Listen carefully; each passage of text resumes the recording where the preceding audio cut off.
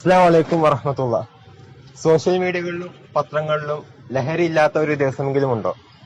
നിരന്തരം ഇത്തരം വാർത്തകൾ വെക്കുമ്പോൾ ഇതൊക്കെ സ്വാഭാവികവും സാധാരണവുമാണെന്ന് ചിലരെങ്കിലും ചിന്തിക്കുന്നുണ്ടാവില്ലേ? സ്വാതന്ത്ര്യം എന്ന് പറഞ്ഞ് ഫെമിനിസം മുന്നോട്ട് വെക്കുന്നത് സ്ത്രീ ശാക്തീകരണമോ അല്ല, സ്ത്രീകളുടെ തന്നെ അവകാശ നിഷേധമോ?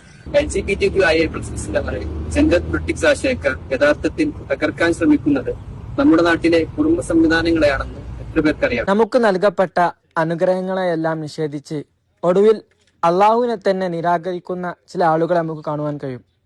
എത്രത്തോളം നിരർത്ഥകമാണല്ലേ അവർ ചെയ്യുന്ന കാര്യങ്ങൾ. ലോകത്ത് നിലനിൽക്കുന്ന പ്രശ്നങ്ങൾക്ക് ലിബറലിസം പോലെയുള്ള സ്വതന്ത്രവാദങ്ങൾ ഒരു പ്രായോഗിക പരിഹാരമാണോ അല്ലയോ എന്ന് നിങ്ങൾ ആലോചിച്ച് നോക്കിയിട്ടുണ്ടോ? അള്ളാഹു അല്ലാതെ ആരാധനക്ക് അർഹനായി ആരുമില്ല എന്ന് പ്രഖ്യാപിക്കുന്നവർ വരെ ചില ശിർക്കൻ ആശയങ്ങൾക്ക് അടിമകളല്ലേ?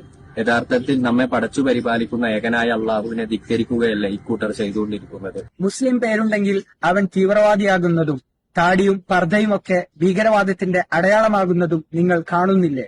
നിങ്ങൾ കേൾക്കുന്നില്ലേ? ഇപ്പോഴത്തെ പ്രശ്നങ്ങളെല്ലാം അസ്വസ്ഥാക്കിയിട്ടുണ്ടോ? നമ്മളെ പ്രശ്നങ്ങളെ ഓർത്ത് പരിതപിക്കുന്നുണ്ടോ നമ്മൾ? എന്നാൽ ഇതിനൊക്കെയുള്ള പരിഹാരത്തെക്കുറിച്ച് നമ്മൾ ആലോചിച്ചിട്ടുണ്ടോ?